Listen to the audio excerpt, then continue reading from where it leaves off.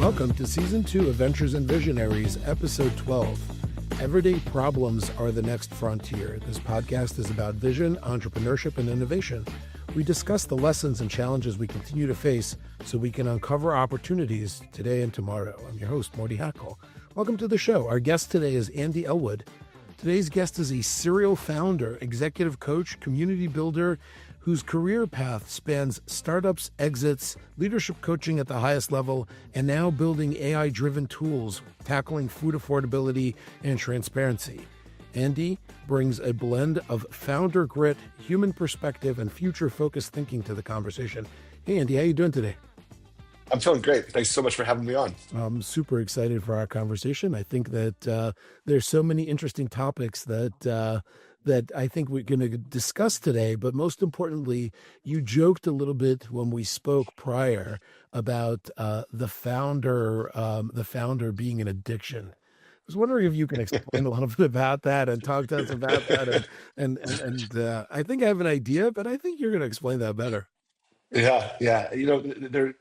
There's a quote that says most people spend their lives trying to conform themselves to the world, but an unreasonable man spends most of his life trying to conform the world to himself.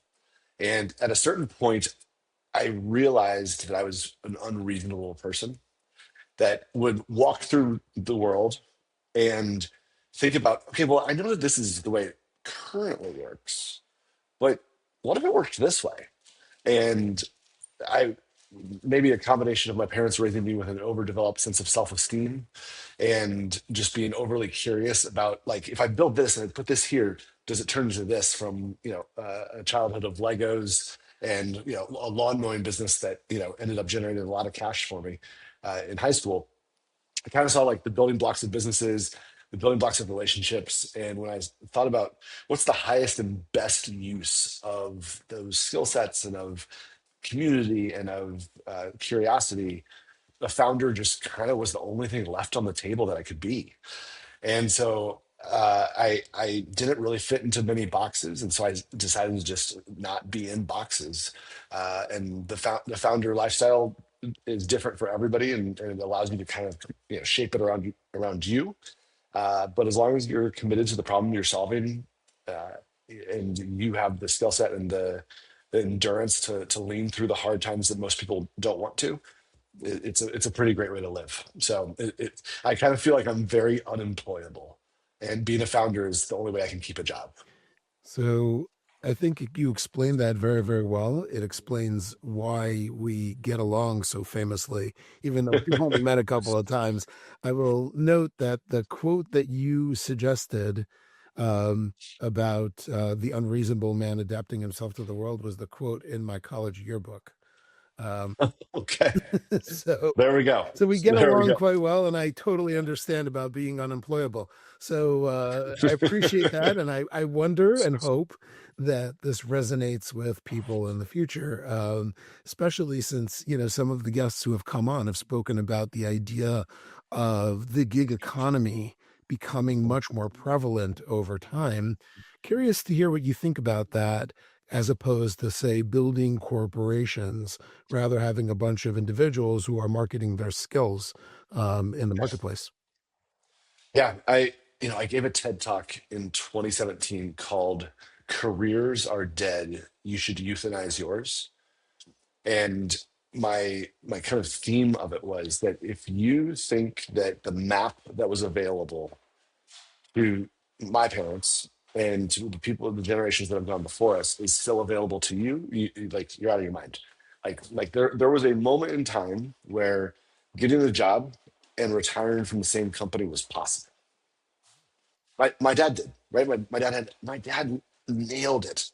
He had a perfect 40-year window from 1976 to 2018 that he crushed it at one company, and his pension plan worked, and it was awesome.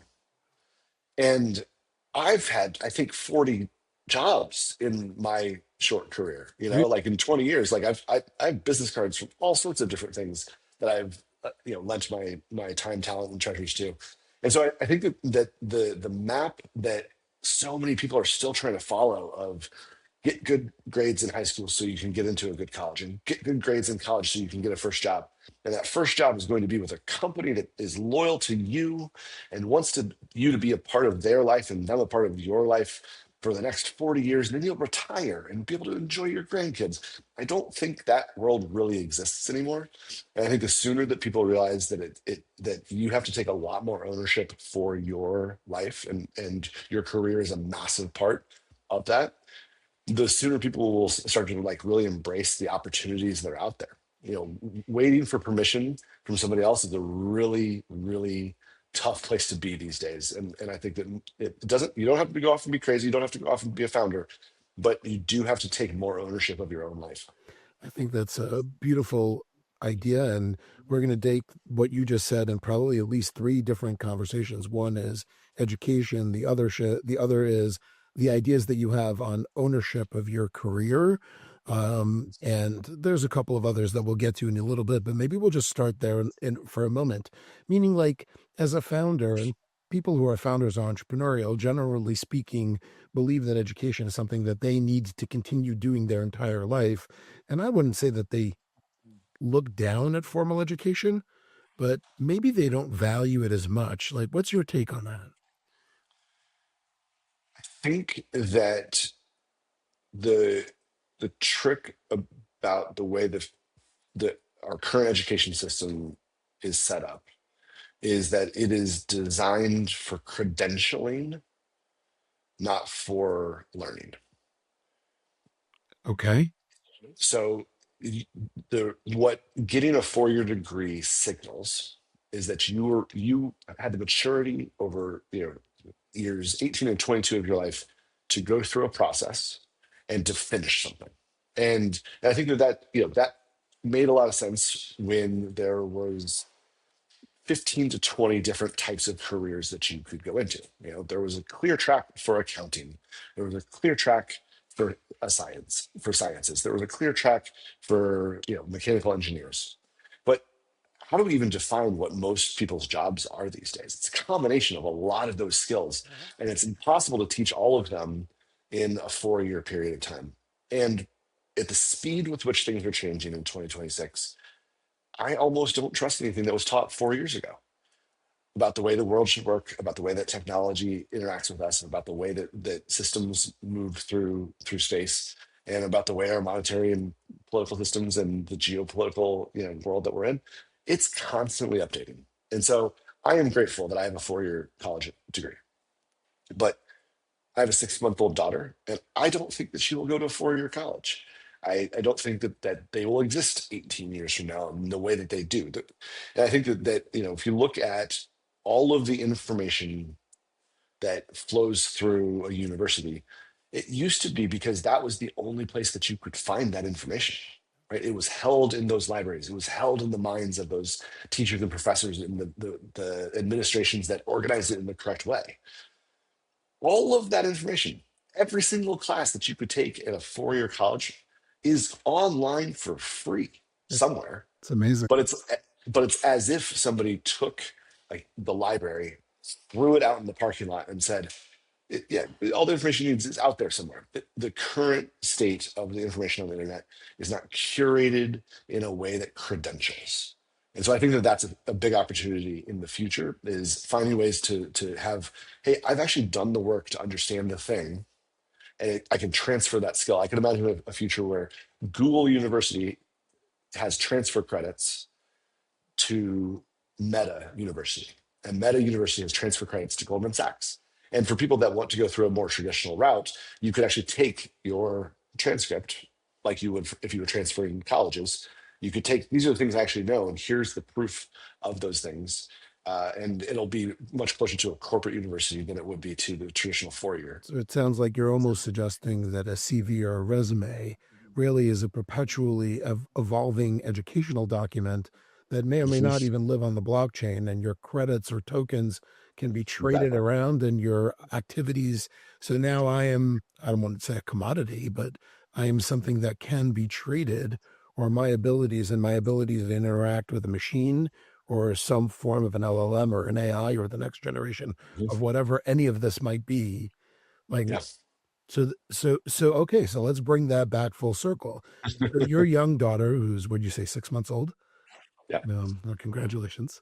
Uh, Thank you. Talk about parenting another time, but that's another conversation.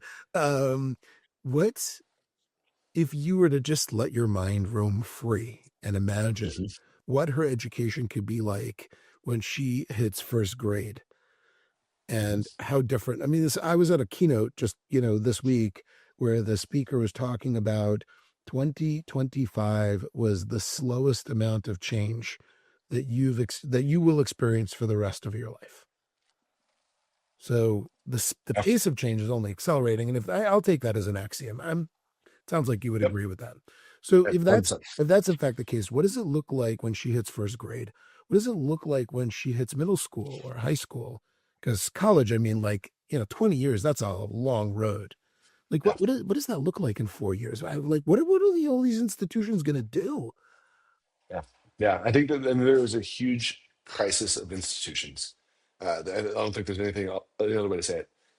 The most of the institutions that we have enjoyed, and and like I'm so grateful that my parents got to enjoy them the way that they did, were built because of the Industrial Revolution, right? They had, they did not exist before. They were retrofitted, elementary schools,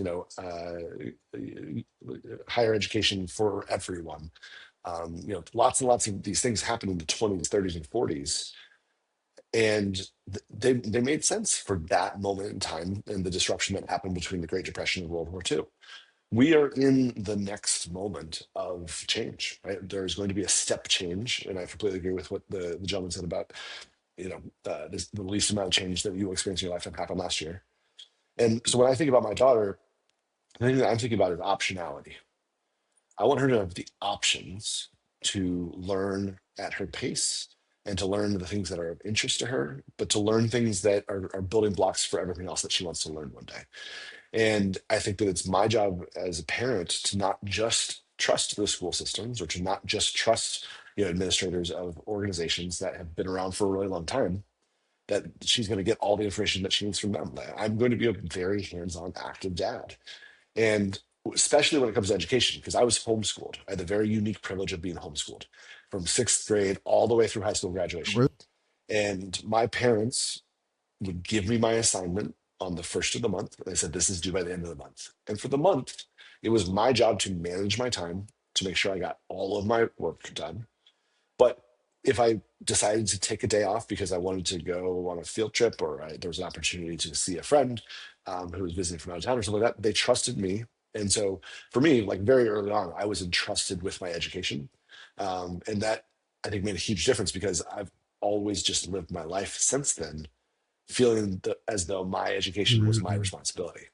And I think that's what's caused that lifelong learning passion that I have. Mm-hmm. Because kind of the first of the month, that every month I'm like, all right, what are we learning this month? And it's just that's been going on since middle school. It also sounds like your parents, either intentionally or unintentionally, really focused you on an outcomes based, results oriented perspective rather than, worrying so much about the process and how much effort and time goes into things. Mhm. Yeah, I mean, and that was the really interesting part about a non-traditional education is, especially homeschool, is when you've learned it, you move on. You're not dependent upon anybody else in the class having to understand. And so there were some subjects that like I was done with high school when I was 16 because the next book, I just was like, well, I'm done with that book, so I'm going to do this one now. And so I had all my requirements completed, and that's what got me started with my my first company. I was like, well, all the other kids are in the school. I'm going to mow lawns, and the grass grows from February to October in Texas. Okay. And so I had the advantage of being able to mow lawns on Wednesdays, Thursdays, and Fridays while kids were in school because I was finished with my school for the week already. And so took advantage of that. And that was, a little bit of gamification and a little bit of being outside the box as a kid. But it was fun. And I learned a ton about how to run a business and, how to have employees and, how to speak to adults. And, I did that all the way through high school. I almost didn't go to college. I was making more in high school than what most people make their first year after they graduate from college. And this And was, then, you know, did it become more of a landscaping business or was really a one service, I'm mowing lawns, period? yeah, with the crews that I ran, which, you know, were me and my younger brother, you know, we would go do a bunch of lawns, and then I would drop him off at home so he could go to his school, and then I might go do a landscaping job. You know, but yeah, but it was, you know, it was a great business, and you know, I'm so thankful for reliable lawn care, because my dad actually made me sell it to my younger brother when I graduated high school. Really? So I had an earn out my freshman year in college. You know, where I got paid a little bit for every lawn that my brother did. You know, after for 1 year, Whose and then whose he idea did it was all the the way. earnout? My dad's. I was just going to give it to my brother, and my dad's like, no, no, no. You spent 6 years and a lot of money building out this company. Like, you should get something, you know, for selling it. I was like, I don't know. If Peter will say yes, then I guess we're good to go. And then Peter sold it to our youngest brother, Nathan. And so Reliable Lawn Care, the Elwood brothers ran Reliable Lawn Care for 19 years in Dallas, Texas. Interesting. Tell me a little bit about the negotiation that took place amongst the family members. That's got to be entertaining. You know, it was kind of funny. It was, you know, there was like, wait, I'm gonna do what? And you know, and my you know, my younger brother, he didn't care about the business. Like, he used it as money to pay for his. He was an athlete, so he used it to pay for equipment. He used it to pay for training, you know, Mhm. things like that. So for him, it was much more of a means to an end, as opposed to like keeping score by how many clients we could get. Okay. And so, you know, the earnout ended up not being so big because he fired half the clients as soon as I went to college, you know, but Uh-huh. it was all good. Interesting. Interesting. Is the business still in existence today? No, no, Nathan, you know, left for college, let's see, it was 15, 20 years ago. So, you know, Uh-huh. but it was a fun moment in time. Oh, absolutely. What did you do with your first dollar? Uh, first, the first summer that I made money, I bought the family computer. Ooh, just So, clue me in. Like, what year are we talking about approximately? 1994, 94. and I Okay. and I and I bought a Macintosh. Okay. Okay. And I went to the, you know, the local electronics store, and my two best friends, both of their parents were graphic designers, Okay. and so they both used Macintoshes, you know, Apples, and you know, Sure. they had much better graphics cards and things like that, you know, back then. So I just was like, oh, well, I'll get a Macintosh, and my dad had an IBM, and he goes, wait, why would you do that? I was like, you know, I like the games that I'll play it there, and so, you know, so I bought my first Apple computer in '94. It would have been better if I bought Apple stock, but you know, that's a lesson for another day. It's very But strange. Although yeah, one would have argued on the trough, it didn't look so good there for a while too. yeah, for a moment, yeah, exactly. Yeah. But yeah, but that was, yeah, you know, and then, you know, then I paid to send myself to summer camp the next year, and then I bought my truck the day I turned 16, paid cash for a 1985 Chevy Silverado 305. And it was, you know, it was an investment in the business. So, you know, I went from having to only, you know, mow lawns in my immediate neighborhood Mhm. to I could cover all Go of North anywhere. Texas. Yeah. How meaningful was that moment where, like, out of, your idea and your hard work, you were able to invest in something that was probably very cool? Being able to buy my own car on my 16th birthday is still a really big moment of pride for me. Very cool. That because I started saving when I was 14, Hmm. you know, and you know, I knew exactly how much money, and I read the classifieds every day for, for my 15th birthday all the way to my 16th birthday, to understand what the market was and what I could do. And I knew I wanted an extended bed, on my truck, and because I needed space for the equipment. And my parents drove me to where the truck was, and I walked up by myself, talked to the old man who owned the truck, had $3,000 of cash in my back pocket, and we took it for a drive, and I said, this all looks like it's pretty good. And my parents were just kind of like, you're going to do this on your own. And I said, I guess I will. And so I did. And Oh, and and I tried to negotiate with him. I was like, would you take 2,900? He goes, no, give me the 3 grand. I was like, okay, okay. all right. So my first attempt at negotiation did not work, but I didn't give him any reason. I just was, I was was just trying to see what would happen. So Okay, so let's go there for a minute. What have you learned about negotiation since? Because I would imagine you've learned a thing or two. yeah, I think that there's only a few things that I know for certain in life, and one of them is people do what they're incentivized to do. And if you don't understand why they're behaving or making decisions the way that they are, it means you don't understand what they think their incentives are. You might understand what their actual incentives are, but if they're behaving in a way that's different than what would be the natural course for somebody who has the incentives that you understand, then you clearly don't understand their own perception of those. And Hmm. so I think that maybe one of the greatest skills in sales and in negotiations is to be able to put yourself in their seat to understand what are their priorities, what makes them look good in this situation, what moment can you create with them where it feels like everybody won. Like when I first got into sales and I was selling into big corporate uh, places with technology, I realized that most of the time the person that I was talking to, they were making the decision because it would make them look good in front of their boss. And their boss would like that decision being made because it would make them look good in front of their boss. And if you could find a way to say, here's your story as to why you made this decision and why it makes you look good and them look good, they often made that decision much more quickly because I took the time to not just say, here's why I want to make this sale, but here's why this actually drives value for you, and we happen to be the one who's in the room where we can make that happen for make that process complete. So obviously, since we were both kids, the process of sales and the process of buying in both those journeys has changed drastically and is probably going to change yet again relatively Yep. soon. If we're talking about, a gig economy, or we're talking about people with their own, credentialed credits or some other ledger that they're, trying to market their abilities Mhm. of doing things, how would you think sales would work from that perspective, right? Because at least putting myself in someone else's shoes now becomes slightly more complicated because the Mhm. hierarchy's gone. The incentives are probably a little bit more opaque.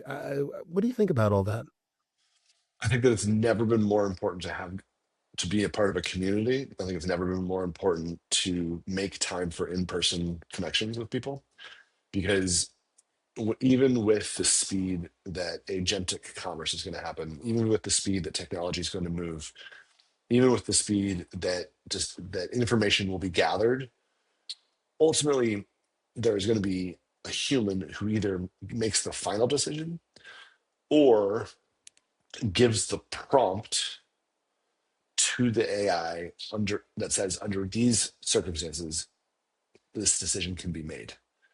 Right? There's always going to be some origination of people who are deciding what to do. Like when all ladders back up, somebody's setting priorities, and even if they're disseminating that down to a bunch of different AIs and a bunch of different agents, and all of that is pretty opaque and a black box to you. If you can influence the one who's initiating the prompt or setting the parameters under which those decisions are being made, you have a better chance. And doing things that don't scale is going to be the most scalable thing in the future.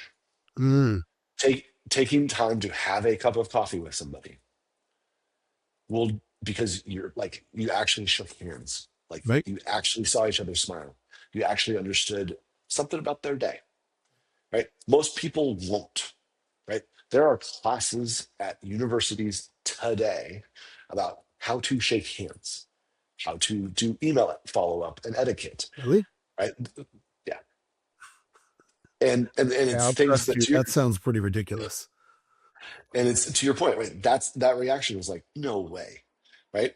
But there, the when you've grown up like on screens your entire life, the idea of pressing flesh, shaking the hand is not obvious for everyone. Right. And for those that it is, you're going to have an advantage in a world where it will always be easier to just be online and behind a screen.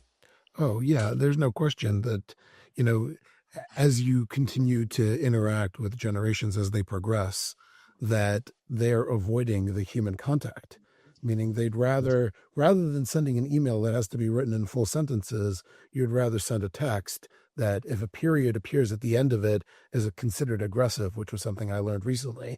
That was a new thing for me.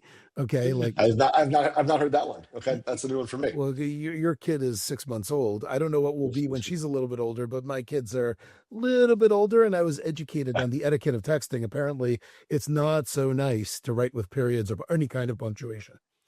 Um, Noted. I don't Noted. I don't know how anyone understands what you're trying to say if there's no end of a sentence. But okay, I'm just an old fart. What can you do? Um, but it, I was talking this week also to somebody else. What we were trying to understand was if we're using AI for trying to contextualize a problem, human beings have this innate ability that I don't know when exactly we learn it, but we have the ability to understand context fairly quickly and fairly intuitively. Meaning, like, I'm speaking to Andy, Andy's wearing this particular kind of outfit, and he talks like this, and he's interested in those things. And if I'm trying to set up the bumpers on the bowling alley, as you had mentioned before, I kind of get a sense on what's important to you and what you'd value and things like that. Explaining that to a machine is not so easy because we may even also have a hard time articulating that because I don't know how to say all those things. Yeah. Yeah. Well, and I think it goes back to what we talked about with outcomes, Yep. right? That if you put in a bad prompt, you will get a bad outcome. Yes. A very good friend of mine is a ghostwriter for founders and executives. He's worked with incredible companies that everyone's heard of, like Hinge and Duolingo, and I mean, like the best of the best, tech companies. And he is more in demand than he's ever been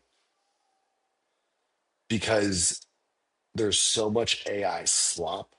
Mm, And when you see artistry that's real, and when you see artistry that is clearly not from a bad prompt, hmm. you're going to take notice of that. Interesting. Now, he uses AI in everything he does, but he's the best at what he does, and so therefore, so are his prompts. And he can take that context that you were talking about, offer it around what's being discussed, offer it around the communication that is being crafted, and an expert thing is going to come out. No. But if you're a B player, you're going to get less than B player results from if you're not putting in the work to continue to get better at what you're doing. And garbage in, garbage out. It's a very simple equation. Yeah.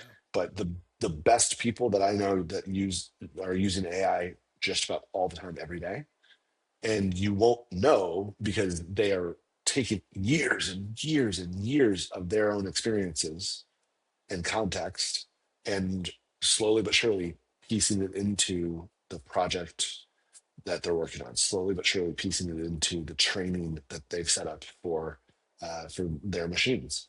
And if you don't do that, if you're not willing to put in the work, you're not going to get a result that's worthwhile. Yeah, it's very interesting that you say that. I mean, John Maxwell talks about that, there's a ceiling on your organization's performance based on, the level of the leader. If the leader is a 6, then Mhm. the organization will be a 6 or below. And if an organization, as a leader is a 9 or a 10, then they have a potential to really grow and thrive. And it sounds like you're saying that that's going to be the case, not just for leading other people, but leading ourselves and leading machines. Yeah, yeah. I think that I mean, in my org chart for my company, we have spots on the org chart that are going, that are AI agents that are going to run that part of the process. Wow. You know, and they're going to coordinate with other AI agents that are going to run the other part of the process, and they're going to talk to each other, and eventually they're going to figure something out, and they're going to surface it to the human who assigned them the task. I love that. That is fantastic. because and the crazy part is, you know, AI agents work 24 hours a day, 7 days a week, 365 days a year. They don't need to sleep. They don't eat. They just keep going until the outcome that you defined has been achieved. And if they get stuck, you get to tell them where they're stuck, or if you see the error in your prompt or in the way that you structured the data that they're using. And we're a long ways from this being commonplace, but a long way is like 9 months, Right. not 9 years. Years, right. So it sounds like you're not changing the idea that of a hierarchical org chart or an accountability chart or whatever it is, but the pieces and the boxes may be changing and much more fluid than in the past. Yeah, the architecture stays the same. The the the entity occupying the position might change. It's one of the things that I've learned from some of the mentors that people that have taught me. Is when you're building technology, you want your architecture to be correct, and there are tools or there are services that you may choose to fill this gap for the time being. But if you pull that tool or service out and put in a new one, the whole system should continue to work, right? If you start building your company on Azure, and then you switch to AWS, there's a migration period. There's a time where you'll move from one to the next, but all the rest of the architecture should be pretty close to the same, Right. Right. You right? change names, you Like change labels, but overall the same idea, and you can expect roughly the same outcome. yeah, and so and I think that's where the huge opportunity right now is to be able to understand all the tools that are at your disposal. To be insatiably curious and say, I don't know if this is actually ready, but here's a small test that I can do to see how does this tool work, right? Here's I'm gonna assign this task to this piece of technology and see if it can pull it off. Like, for example, the Super Bowl squares are a big thing, where you put your boxes and things like that, and I didn't want to have to keep track of it all, Okay. so I prompted my AI to create the code that would live on my personal website, that I could just send out that link to everybody who's in my Super Bowl party group, and they just clicked on the boxes and paid for their boxes, and it just kept track of it all for me. And it took me 3 minutes to write the prompt, and then I copied and pasted the code, and that's all I did. Wow. It's remarkable. Opportunities are abound. And I think that speaking of opportunities, let's speak about what you're currently working on. Because when you Yeah, spoke to me before about that, I thought it was meaningful both on a social level as well as the underlying technology that allows for some of these things to potentially actually become a reality. yeah, yeah. Um, there's a siren going on in the background, so I I just want can't to double hear check. it, so Can hopefully it's you all can good. hear? Okay, nope, it's all good. I just want to double check. No, you know I'm back in the founder seat after a 5-year break, and I didn't really think that I was going to jump back in.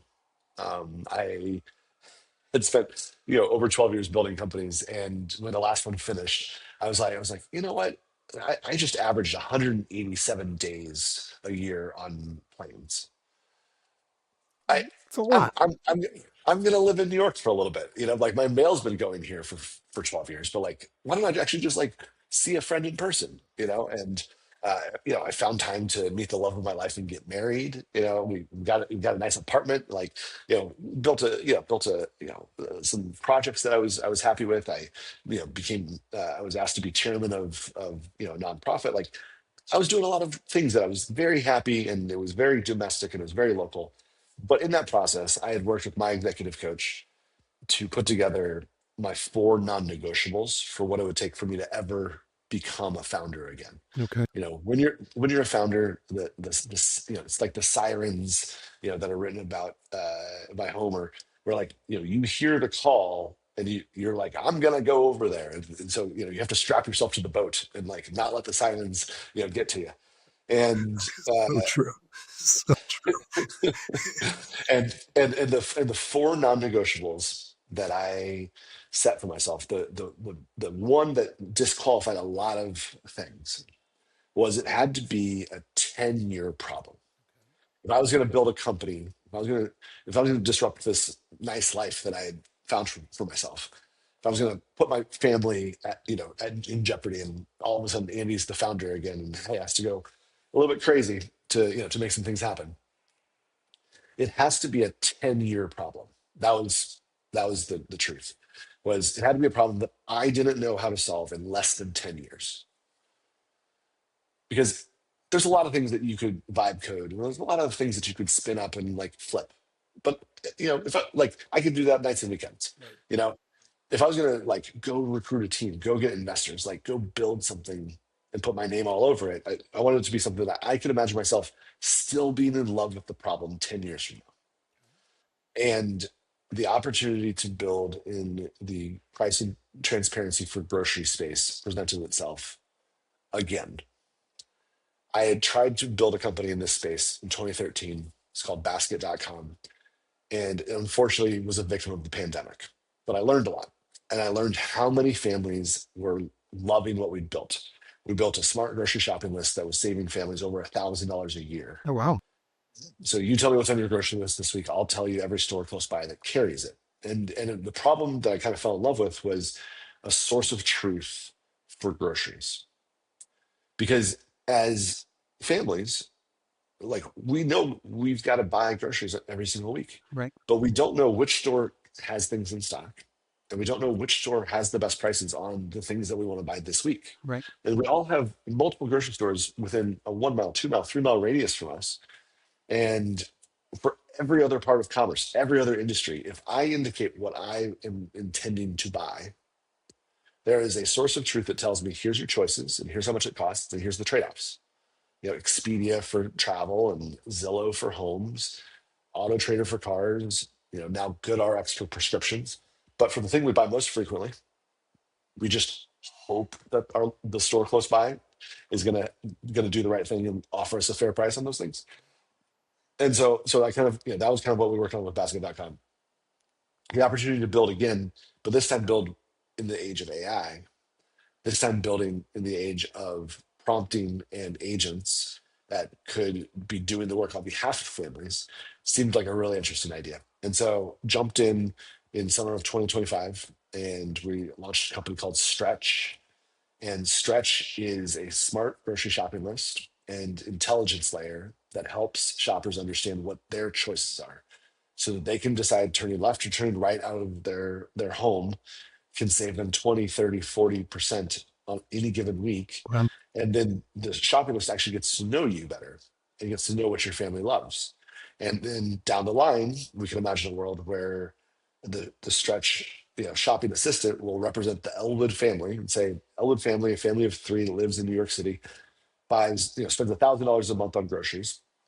And here's the things that they typically buy. Mr. Grocery Store, would you like to bid on their basket? And we can create a supply and demand that's never existed for groceries and everyday products. And so that's what we have endeavored to do. We launched the app quietly in the App Store over the holidays this year. And we have about 28,000 grocery stores already on the platform, uh, That's and 500,000 unique products already built into the database. And we're gonna keep working until every shopper feels like they have agency and choice about where they spend their money and what stores they support. That's unbelievable. That's unbelievable. I think that, I mean, it sounds like really what can wind up happening is people who will otherwise not buy things that'll ultimately end up in the garbage, stretch their budgets if, food security is an issue. Like, this is really Yeah. wonderful, both on a socioeconomic level as well as on, the idea that it makes what otherwise is perhaps a slightly annoying errand. Maybe people like shopping for groceries. I have no idea, Yeah, yeah, but yeah. It, it's a have to, and I think that's the interesting part is the we do it every week, right? We do it multiple times a week, for a lot of people. And, and having a source of truth for your daily life is something that a lot of times when I share what we've built with Stretch and people download the app and they see it for the first time, they think, why does this not exist before? Like, I swear, like this seems like a thing that should exist. Look at the best But things. yeah, but when you think like, the data problem that we've had to solve is, retailer agnostic, right? Retailers don't share data sets, right? Mm, They don't, that store has their data set organized in one way, and that store has their data set yeah. organized in another way. And so to build it shopper first, to build for the shopper, we've had to build a retailer agnostic master catalog of prices, products, and inventory. Oh, well. And I'll tell you, giving good prompts to technology and AI, because I spent a lot of time trying to build this previously, or I built it previously, but not with the assistance of technology that I have today. We're a much smaller team. We did it a lot faster. All original, all new, code. Nothing from the previous company, but you know, just the learnings and the knowledge of this is worth doing. And I still think it's going to take me 10 years to solve the problem. Okay. Well, best of luck on that one. And as you are on your 10-year journey and, back in the founder's seat where, everyone's hair is on fire all the time, what tool or habit keeps you most grounded? I'm a huge journaler. I journal almost every day. And the act of writing out each letter With a is physical pen and paper. physical pen and You're paper not typing. is no, yeah, is somewhat meditative to me. Really? Just the tactile pen touches paper, right? Like making sure, and then a little doodle to the side that like says, this is why this is important, or whatever it is. I use it as a way to keep track of my thoughts. I use it as a way to keep track of my to-do lists and things along those lines. I have kind of a ritual and a tradition, and on Sunday afternoons, I go back and I look through all my notes from the previous week. Ah, I carry forward things that I need to continue to think about. And throughout the week, I'll leave myself notes knowing that I'm going to see it on Sunday afternoon. And, it's just kind of this whole system that I've built, digital second brains and, digital journals, and they just don't work for me. Just it's kind of my old school thing in the middle of everything else that I'm doing with technology. But it is a grounding moment for me, even if it's two or three sentences, in the morning, just to kind of give a gut check. It causes me to slow down just long enough to check in with myself. that's great. Um, by the end of 2026, give me a prediction. Where do you think AI is going to be?